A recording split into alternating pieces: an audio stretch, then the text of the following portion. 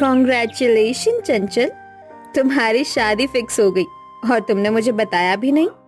Thank you so much Chandni. Actually मुझे time ही नहीं मिला। तू जानती तो है ना कि आज मैं पूरे 1 हफ्ते बाद कॉलेज आई हूँ। खैर छोड़ इन बातों को, और सुना शादी की तैयारी कैसी चल रही है?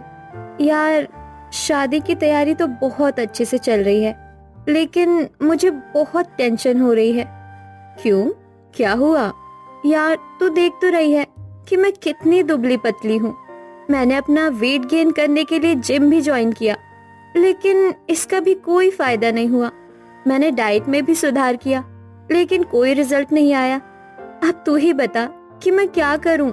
ऊपर से मेरे हिप्स तो बिल्कुल भी नहीं है। हाँ यार, मैं भी यही सोच रही हूँ। वैसे रिश्ते वाले जब तुम्हें देखने आए थे तो उन्होंने कुछ नहीं कहा? देख, मैं ये सिर्फ तुझे बता रही हूँ। जब रिश्ते वाले मुझे देखने के लिए आए थे तो मैंने बलून फुलाकर अपने पिछवाड़े में लगा लिए थे, जिससे मेरा फिगर बहुत ही अच्छा दिख रहा था। इसलिए तुरंत ही शादी फिक्स हो गई। लेकिन आगे मैं कैसे मैनेज करूंगी, मुझे अब कुछ समझ में नहीं आ रहा। हाँ यार, ये तो बहुत ही टेंशन वाली बात है। उन्होंने तो तेरे फिगर को भी बहुत ही अच्छे से देखा होगा, और इतनी जल्दी तो जिम से भी कोई फायदा नहीं होने वाला। वही तो चांदनी। डोंट वरी, मेरे पास एक जुगाड़ है। तू नकली बट यूज कर ले। ये तुझे वैसे ही ऑनलाइन आसानी से मिल जाएंगे, और इससे तेरी फिगर भी मेंटेन बनी रहेगी और तेरा बॉडी स्ट्रक्चर भी बिल्कुल कमाल का दिखेगा। अरे वाह यार, तूने तो मेरी प्रॉब्लम चुटकी में सॉल्व कर दी। Thank you thank you thank you so much. बस बस अब जल्दी से शादी कर ले। पता नहीं मेरा नंबर भी अब कब आएगा। आएगी आएगी मेरी जान, तेरा भी नंबर जल्दी ही आएगा। ऐसा कहते हुए दोनों सहेली घर की ओर जाने लगती हैं। ऐसे ही कुछ महीने बीत जाते हैं और चंचल की कॉलेज की पढ़ाई पूरी हो जाती है और वो शादी करके अपने ससुराल चली जाती है। आओ देवरानी जी, तुम्हारा बहुत बहुत स्वागत है। अरे बहू, अब तुम सिर्फ मुंह से ही स्वागत करोगी या फिर बहू की आरती भी उतारोगी? जी जी माँ जी। ऐसा कहकर माया अपनी देवर और देवरानी की आरती करती है। हाँ बहू, हल्के से कलश को नीचे गिराकर घर के अंदर प्रवेश करो। जी माँ जी। ऐसा कहकर चंचल कलश को नीचे गिराती है और आगे चलने लगती है। तभी उसका बैलेंस बिगड़ता है और वो धड़ाम से जमीन पर गिर जाती है। अरे अरे देवरानी जी, आराम से, कहीं आपको चोट तो नहीं आई? खड़ी होकर चंचल कहती है। अरे बिल्कुल भी नहीं दीदी। अरे चंचल, तुम्हें चोट भी नहीं आई और तुम्हारे पिछवाड़े में ये गुलाब के कांटे चुभे हुए हैं। आ, आ, आ, जी जी, दर्द हो रहा है। कुछ तो गड़बड़ है। इतनी जोर की मेरी देवरानी नीचे गिरी, ऊपर से ये कांटा भी गड़ गया और कोई असर भी नहीं हुआ। अरे मेरी देवरानी का पिछवाड़ा है या आयरन मैन की बॉडी? अरे बहू, तू ऐसे पुतले की तरह खड़ी खड़ी क्या सोच रही है? अरे जा और चंचल बहू को उसका कमरा दिखा। जी माँ जी। ऐसा कहकर माया चंचल को उसके कमरे में ले जाती है। तो देवरानी जी, ये देवर जी का कमरा और ये आज से आपका भी हुआ। चलो ठीक है, अब आराम कीजिए, मैं चलती हूँ। जी दीदी। इसके बाद माया वहां से चली जाती है। उसके जाने के बाद चंचल अपने आप से कहती है, अरे आज तो बार बार बच गई। आज तो मेरी जेठानी ने मुझे पकड़ ही लिया था। वो मेरे पिछवाड़े को तो ऐसे घूर रही थी जैसे उन्हें ये पता हो कि मैंने नकली बट लगा रखे हैं। खैर, गृह प्रवेश का रस्म तो पूरा हो ही गया, लेकिन अब मैं इस सुहागरात से कैसे बचूं? मुझे इसका भी कोई ना कोई जुगाड़ तो निकालना ही पड़ेगा। दरअसल चंचल ने अब तक तो नकली बट वाली बात सभी से छुपाए रखी थी, लेकिन अब उसके सामने एक समस्या थी कि वो आज अपने सुहाग रात पर अपने पति आलोक से ये नकली बट वाली बात कैसे छुपाएगी। कुछ देर बाद कमरे में आलोक आ जाता है। चंचल जी, ये रहा आपका गिफ्ट। आज हमारी सुहाग रात है ना? जी। तो फिर आगे का कार्यक्रम शुरू किया जाए। अरे यार, अब क्या करूं? अब आलोक जी से ये बात मैं कैसे छुपाऊं? क्या करूं क्या करूं क्या करूं? हाँ, ये ठीक रहेगा। आलोक जी, आगे बढ़ने से पहले कम से कम बत्ती तो बुझा दीजिए। मुझे उजाले में शर्म आएगी। जी जी, क्यों नहीं। ऐसा कहकर आलोक रूम की लाइट ऑफ कर देता है और उसके बाद दोनों अपने सुहाग रात को एंजॉय करते हैं। ऐसे ही अगली सुबह हो जाती है, जहां चंचल नहा धोकर अपनी नकली बट को देखकर कहती है, आई लव यू मेरी नकली बट। अगर आज तू ना होता तो पता नहीं मेरा क्या होता। ऐसा कहकर चंचल अपनी नकली बट को लगा लेती है और रसोई में जाकर अपनी पहली रसोई का खाना बनाने लगती है। कुछ ही देर में चंचल खाना बनाकर डाइनिंग टेबल पर सजा देती है। वाह क्या बात है, आज तो मेरे मन पसंद की अधिकतर चीजें बनी हैं। जी? बहू, तुम भी हमारे साथ बैठकर नाश्ता कर लो ना। अरे नहीं नहीं पापा जी, मैं बाद में कर लूंगी। अरे चंचल बहू, ये कोई पराया नहीं बल्कि तुम्हारा अपना कमरा है। चलो बैठ जाओ हमारे साथ और तुम भी नाश्ता कर लो। जी माँ जी। अब जैसे ही चंचल कुर्सी पर बैठने वाली होती है, तभी माया उसकी कुर्सी को पीछे खींच देती है। तभी चंचल धड़ाम से नीचे गिर जाती है। अरे चंचल, तुम्हें लगी तो नहीं? हाँ बहू, बहुत जोर की गिरी हो। नहीं नहीं माँ जी, मुझे कुछ नहीं हुआ, मैं ठीक हूँ। पता नहीं कुर्सी अपने आप कैसे पीछे हो गई। छोड़िए इन बातों को, चलिए नाश्ता करते हैं। अरे ये क्या, चंचल तो बिल्कुल ठीक है। अगर कोई इंसान इतनी जोर से नीचे गिरे तो उसका तो पिछवाड़ा ही टूट जाए, लेकिन चंचल को तो कोई फर्क ही नहीं पड़ा। अब तक तो मुझे सिर्फ भ्रम था, लेकिन अब मुझे यकीन हो गया है कि चंचल के पिछवाड़े में जरूर कोई ना कोई राज है। ऐसा कहकर माया अब चंचल के पिछवाड़े के पीछे ही लग जाती है। चंचल चाहे कहीं भी काम करती हो, बस माया उसके पिछवाड़े को ही निहारती रहती है। ऐसे ही दिन बीत रहे थे और एक दिन जब चंचल नहा धोकर आती है तो उसे उसका बट नहीं दिखता। अरे ये क्या, मेरा बट कहाँ गया? कहीं आलोक जी ने कपड़ों के साथ धोबी को मेरे बट तो नहीं दे दिए? ऊपर वाले, अब मैं क्या करूं? अगर ऐसे में बिना पिछवाड़े के गई तो मेरा भांडा तो फूट जाएगा। चंचल को अब कुछ समझ में नहीं आ रहा था। वो ऐसे ही चारों ओर देखकर काफी परेशान हो रही थी। तभी उसकी नजर उसके बेड के पिलो पर पड़ती है। हाँ, ये ठीक रहेगा। अभी इस तकिए से ही काम चला लेती हूँ और अभी मार्केट जाकर दूसरा नया बेड लेकर आती हूँ। ऐसा कहकर चंचल उस बेड पर रखे हुए तकियों को उठाकर पीछे डाल लेती है और मार्केट जाने लगती है। अरे चंचल, कहाँ जा रही हो? और ये तुम्हारा पिछवाड़ा इतना सूजा हुआ क्यों है? दीदी, वो मैं मार्केट जा रही थी। दरअसल मुझे कुछ खरीदना था। और कहाँ मेरा पिछवाड़ा सूजा हुआ है? ठीक तो है? नहीं बहू, तुम्हारा पिछवाड़ा सच में थोड़ा सूजा हुआ दिख रहा है। माया बहू बिल्कुल ठीक कह रही है। वो माँ जी, शायद जब मैं गिरी थी उस समय का सूजन होगा, और कोई खास बात नहीं है, आप फिक्र मत कीजिए। ऐसा कहकर चंचल वहां से चली जाती है। वहीं माया और सुलोचना आपस में बातें करती है। माँ जी, जरूर चंचल हमसे कुछ छुपा रही है। उसका पिछवाड़ा बहुत अजीब है। हाँ बहू, लगता तो मुझे भी कभी कभी ऐसा ही है, लेकिन भला वो पिछवाड़े में क्या छुपाएगी? इस तरह दोनों सास बहू को शक तो चंचल पर हो ही गया था, लेकिन उनके पास कोई खास सबूत नहीं था। ऐसे ही समय बीत रहा था और अभी तक चंचल का नकली पिछवाड़े वाली बात किसी को पता नहीं चली थी। एक दिन, यार आखिर मैं इस बट को और कितने दिन पहनूंगी? मेरे पिछवाड़े के पीछे लगाए हुए करीब 2 हफ्ता हो गया है। इसे तो मैंने धोया तक नहीं है। एक काम करती हूँ, दोपहर का समय हो रहा है। इस समय जेठानी जी और माँ जी दोनों ही अपने कमरे में आराम कर रही होंगी। इतने में मैं इस बट को धोकर छत पर सूखने के लिए रख देती हूँ। ऐसा सोचकर चंचल अपने बट को बाथरूम में जाकर धोने लगती है। चंचल को ये बिल्कुल भी अंदाजा नहीं था कि उसे ऐसा करते हुए उसकी जेठानी उसे चुपके से देख रही है। जैसे तैसे बचते बचाते चंचल अपने बट को धोकर छत पर सूखने के लिए डालती है। चंचल को यह बिल्कुल भी अंदाजा नहीं था कि अब उसके साथ क्या होने वाला है। चंचल बहू, अरे ओ चंचल बहू, जरा एक गिलास नींबू का पानी तो बना कर ले आओ। इस गर्मी में बिना नींबू पानी पिए रहा नहीं जाता। और एक गिलास मेरे लिए भी बना देना चंचल। आई माँ जी। अरे यार, अब मैं क्या करूं? मैंने तो बट भी धो दिए। अब मुझे जैसे तैसे करके ऐसे ही जाना होगा। मैं जल्दी से नींबू पानी देकर तुरंत वहां से 9-2-11 हो जाऊंगी।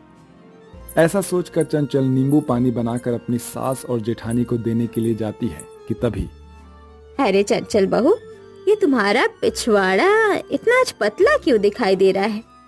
कल तक तो ये कितनी भैंस के पिछवाड़े की तरह मोटा चौड़ा था। हाँ माँ जी, बिल्कुल ठीक कह रही हैं। वो माँ जी, दीदी, कल से ही मुझे दस्त लग रहे हैं। मेरी हालत काफी खराब हो गई है, इस वजह से मेरा पिछवाड़ा ऐसा हो गया है। अरे चंचल, अब बस भी करो। आखिर तुम एक झूठ को छुपाने के लिए आखिर कितने झूठ बोलोगी? मैंने खुद अपनी आंखों से तुम्हारा नकली बट धोते हुए देखा है। अब तुम खुद ही बता दो कि आखिर तुम ऐसा क्यों कर रही हो? आखिर ऐसे भी क्या मजबूरी है तुम्हारी जो झूठ बोलना पड़ रहा है? माया की इस तरह बातें सुनकर चंचल पूरी तरह से हैरान हो जाती है और अब वो भली भांति समझ चुकी थी कि उसका भांडा फूट चुका है। इसके बाद चंचल अपनी सास और जेठानी को सारी बातें विस्तार पूर्वक बताती है। माँ जी, दीदी, बस यही बात थी। मुझे बस डर था कि मेरी शादी कहीं टूट ना जाए, और मेरे दोस्त ने जैसा मुझे सलाह दिया मैंने वैसा ही किया। उसी समय से मैं नकली बट लगा रही हूँ। ठीक है, लेकिन अब से तुम ये बट नहीं लगाओगी। तुम्हारी ये समस्या मैं खुद ही डॉक्टर से सलाह मशवरा करके इसे दूर करूंगी। तुम अपने परिवार पर विश्वास करो। हाँ माँ जी, बिल्कुल ठीक कह रही हैं। थैंक यू माँ जी, दीदी जी, मुझे समझने के लिए। इस तरह चंचल को नकली बट लगाने से अपने ससुराल में छुटकारा मिल जाता है और अब आलोक भी उसका एक अच्छे डॉक्टर से इलाज करवाता है। इस तरह से चंचल के बट का साइज अब बढ़ने लगता है और इस तरह से वो सभी लोग खुशी खुशी रहने लगते हैं।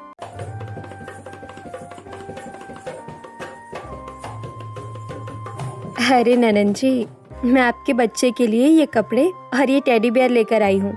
लड़का हुआ तो ये वाला कपड़ा, और अगर लड़की हुई तो ये वाला जरूर पहना देना।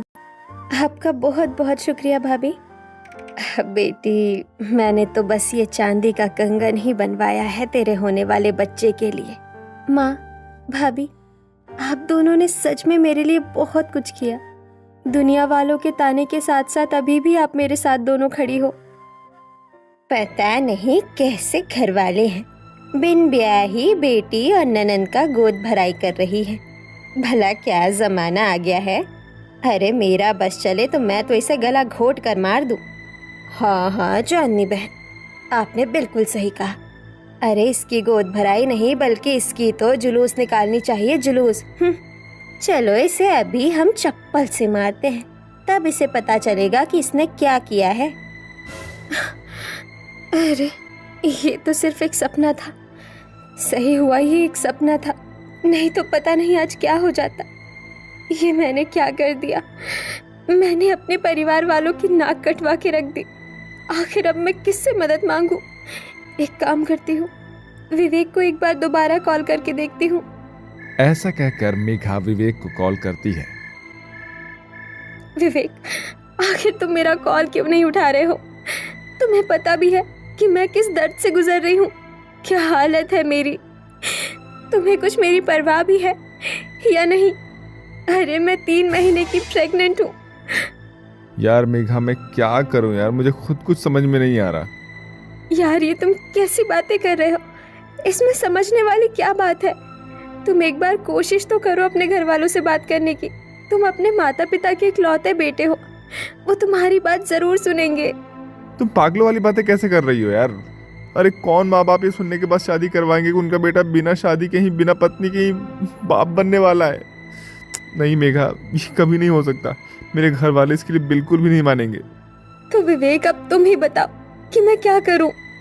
मुझे कुछ भी समझ में नहीं आ रहा। मुझे तो बस मरने के सिवा और कोई रास्ता नहीं दिख रहा। Are you mad Megha? मैंने तुम्हें पहले ही बोला था ना कि तुम हमारे इस बच्चे को गिरा दो, लेकिन तुमने मेरी एक भी बात नहीं मानी। अब तुम ही बताओ कि मैं कैसे बात करूं? नहीं विवेक, इससे अच्छा तो यही होगा कि मैं मर जाऊं। ऐसा कहकर मेघा फोन काट देती है और खूब रोने लगती है।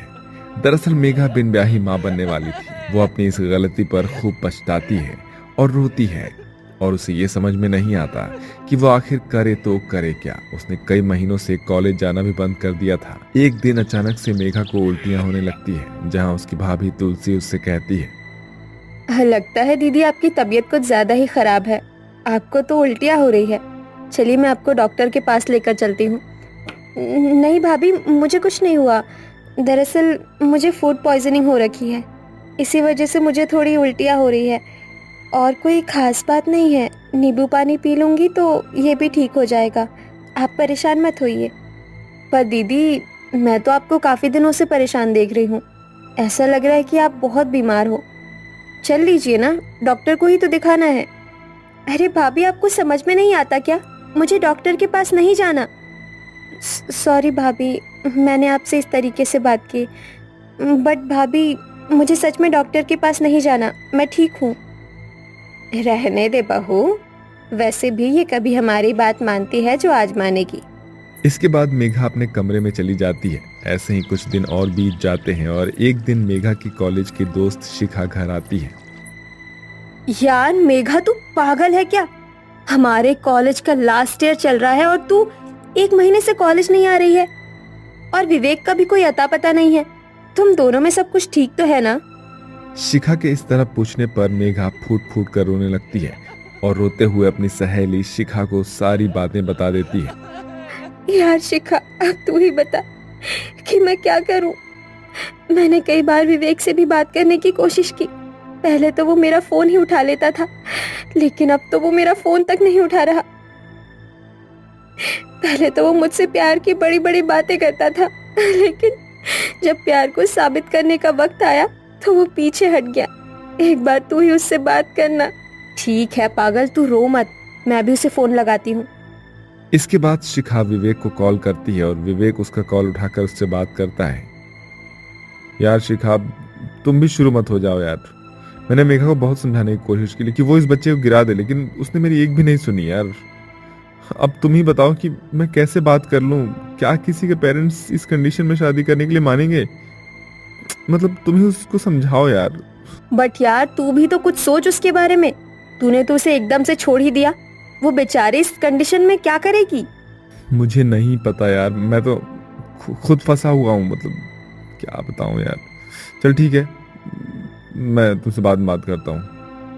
ऐसा कहकर विवेक फोन काट देता है और ये सारी बात दरअसल दरवाजे के पीछे से मेघा की भाभी तुलसी सब कुछ सुन लेती है। उसे सब कुछ समझ में आ जाता है कि आखिर उसकी ननद इतनी गुमसुम और बीमार क्यों दिखाई दे रही है। मेघा, ऐसे रो मत, तू हिम्मत से काम ले। अच्छा ठीक है, अब मैं चलती हूँ, तू अपना ख्याल रख। ठीक है।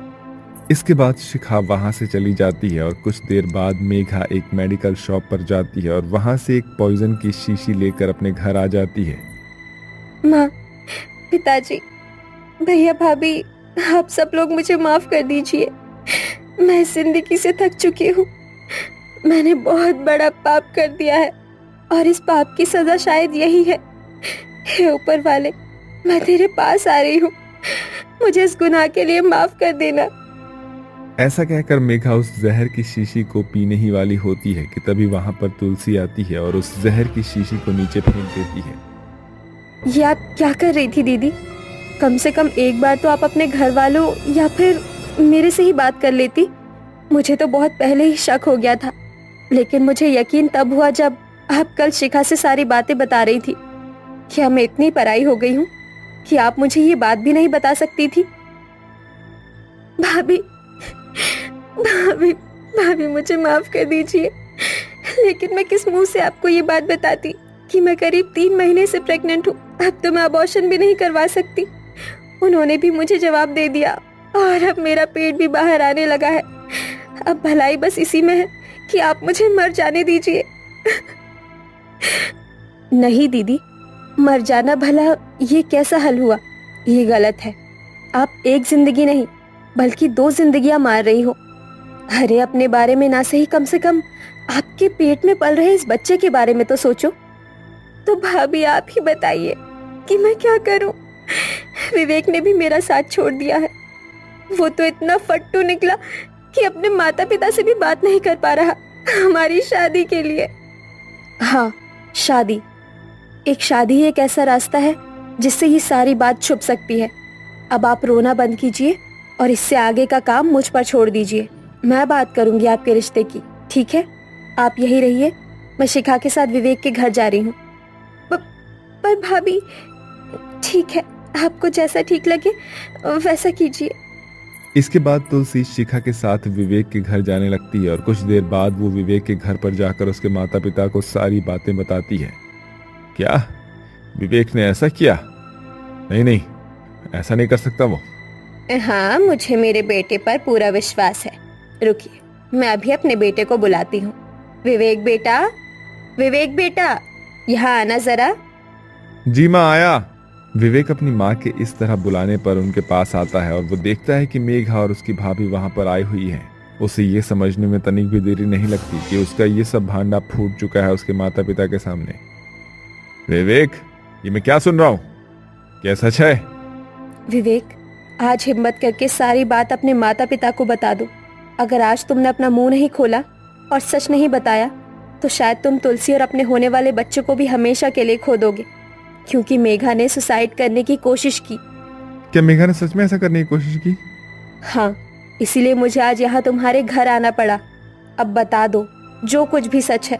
इसके बाद विवेक अपने माता पिता को सारी बात बताता है कि मेघा ही उसके होने वाले बच्चे की माँ है और उसके गर्भ में पल रहा बच्चा भी किसी और का नहीं बल्कि उसी का है। नालायक कहीं का, रुक, मैं तुझे अभी बताता हूँ। रुक जाइए, विवेक को कुछ मत कहिए। दरअसल ये उम्र ही ऐसी है। अक्सर इस उम्र में बच्चों से गलतियां हो ही जाती है, लेकिन हम तो बड़े हैं, उनकी गलतियों को छुपाने के बजाय सुधार तो सकते ही हैं। अगर आप मेरी बात माने तो विवेक और मेघा की शादी करवा दीजिए, इसी में सबकी भलाई है। जी, आपने बिल्कुल सही कहा, हमें मेघा पसंद है। आप जाकर घर पर शादी की तैयारी कीजिए, हम जल्दी अपने बेटी की बारात आपके घर लेकर आएंगे। जी, आपका बहुत बहुत शुक्रिया। इसके बाद तुलसी अपने ससुराल जाकर सारी बात अपने सास ससुर और अपने पति को बताती है। इसके बाद वो ये भी बताती है कि मेघा के लिए विवेक मान गया है और उसके घर वाले कुछ दिनों बाद बारात लेकर आएंगे। ऐसे ही कुछ दिन बीत जाता है और मेघा और विवेक की शादी हो जाती है, जहां मेघा के ससुराल वाले खुशी खुशी मेघा को अपना लेते हैं और अब मेघा हंसी खुशी अपनी शादीशुदा जिंदगी जीती है। भाभी, आप सच में बहुत अच्छी हैं। आज आपकी वजह से मेरी जिंदगी खुशहाल हो गई। आप सच में मेरी भाभी नहीं बल्कि मेरी माँ है। माँ, मेघा, तुम मेरी ननद नहीं बल्कि मेरी बहन जैसी हो, और भला मैं अपने घर की इज्जत ऐसे नीलाम कैसे होने देती। मेरा ये आशीर्वाद है कि तुम अपने ससुराल में हंसी खुशी रहो और फ्यूचर में जब भी मेरी तुम्हें जरूरत पड़े तो तुम मुझे याद कर लेना। मैं तुम्हारे लिए हमेशा आगे खड़ी रहूंगी। थैंक यू भाभी, थैंक यू सो मच। वहीं तुलसी के भी ससुराल वाले तुलसी पर बहुत फक्र महसूस करते हैं